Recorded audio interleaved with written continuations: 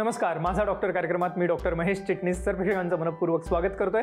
आपल्याच्या कार्यक्रमाचा विषय आहे तो आहे हृदयावरील असणाऱ्या शस्त्रक्रियांमधील आधुनिकता। जगविख्यात आंतरराष्ट्रीय ख्यातीचे सेफेस्ट हार्ट सर्जन म्हणून गौरवलेले डॉक्टर पवन कुमार सर आपल्याच्या कार्यक्रमात सहभागी झालेले, तर मी आपली सर्व ओळख करून देतोय डॉक्टर पवन कुमार सरांची। नमस्कार सर। नमस्कार। जगविख्यात हार्ट सर्जन असणारे डॉक्टर पवन कुमार आजच्या कार्यक्रमामध्ये सर्व प्रेक्षकांना संबोधित करणार आहेतच, पण सगळ्यात महत्त्वाची गोष्ट मला जरूर सांगावीशी वाटते की त्यांच्या मार्गदर्शनाखाली आजपर्यंत 16,000हून अधिक हृदयावरील शस्त्रक्रिया या यशस्वीरित्या करण्यात आलेल्या आहेत, ज्याच्यामध्ये 8,000हून अधिक बायपास शस्त्रक्रिया आहेत, 7,000हून अधिक हार्ट व्हॅल्व्ह म्हणजे हृदयाच्या झडपांवरील शस्त्रक्रिया आहेत आणि 1,000 इतरही हृदयाच्या विविध गुंतागुंतीच्या शस्त्रक्रिया त्यांच्या मार्गदर्शनाखाली यशस्वीरित्या झालेल्या आहेत।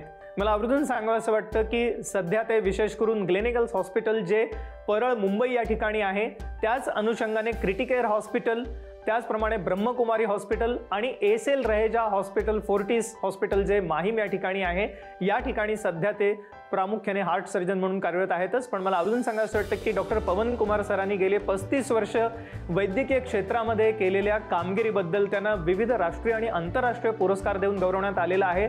त्यापैकी काही पुरस्कार मला जरूर या ठिकाणी सांगावेसे वाटतात।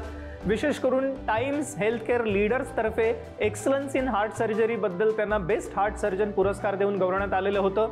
याच अनुषंगाने अटल अचीवमेंट्स अवॉर्ड्स तर्फे त्यांना विशेष करून most trusted cardiac surgeon in Maharashtra हे अवॉर्ड सलग 2 वर्ष देऊन गौरवण्यात आलेले, म्हणजे 2024 आणि 2025 साली।